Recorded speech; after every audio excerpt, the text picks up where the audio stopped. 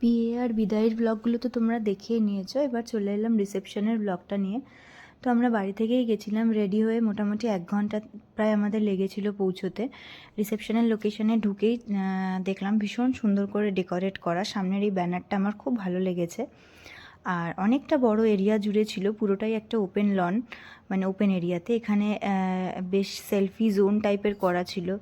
মিডিলে এই ডেকোরেশনটাও খুব সুন্দর ছিল। আর এখানে ছিল ব্রাইড এর বসার জায়গা, এটাও খুব সুন্দর, একদম ওপেন একটা স্টেজ, বাট ভীষণ সুন্দর ছিল স্টেজটা, ওয়েল ডেকোরেটেড। হ্যাঁ, প্যাসেজটা একটু ছোট ছিল, একটু মানে কিন্তু ঠিক আছে, মানে ডেকোরেশন ওয়াজ ভেরি নাইস।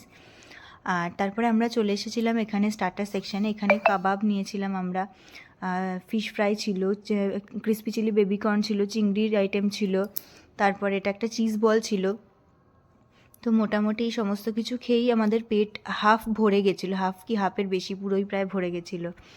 আর তারপর একটু মকটেলস খেতে চলে গেছিলাম। আর এখানে ওদের বিয়ের ভিডিওসগুলো কন্টিনিউ চলছিল। তারপরে এখানে পাস্তাও ছিল, সব কিছু লাইভ সেকশন ছিল, লাইভ কাউন্টারে সব কিছু তৈরি হচ্ছিল। আর এখানে খাওয়ার জায়গাটাও খুব ভালো ছিল, মানে খুব সুন্দরভাবে তুমি বসে খাবার এনজয় করতে পারবে। তারপরে এখানে জিলিপি ছিল 2 রকমের, একটা কি কেশর জিলিপি ছিল, ওটা আমার বেশি ভালো লেগেছিলো 2টো জিলিপির মধ্যে। তারপরে আমি চলে এসেছিলাম নেক্সট একটুখানি পাস্তা ট্রাই করতে। তারপরে এখানে মেন কোর্সের মধ্যে ছিল বেক ভেটকি, কড়াইশুটির কচুরি, বোধহয় এটা চানা পানির এরকম ছিল, তুলাই পাঞ্জি চালের ভাত, চিংড়ি মালাইকারি ছিল অসাধারণ, পোলাও ছিল, মাটন ছিল। তো আমি তো মোটামুটি স্টার্টার্স যা একটু আধটু খেয়েছি অত রাতে গিয়ে, তাতেই আমার পেট ভরে গেছিলো। মেন কোর্স খাওয়ার মতো কন্ডিশনে আর ছিলাম না। এখানে মিষ্টি পানের স্টল ছিল, আইসক্রিমটা তো খুবই ভালো ছিল। দেন আবার একটু মকটেলস খেয়ে নিয়েছিলাম, কারণ মকটেলস না খেলে ঠিকঠাকভাবে খাবার তো একদম হজম করাই অসম্ভব।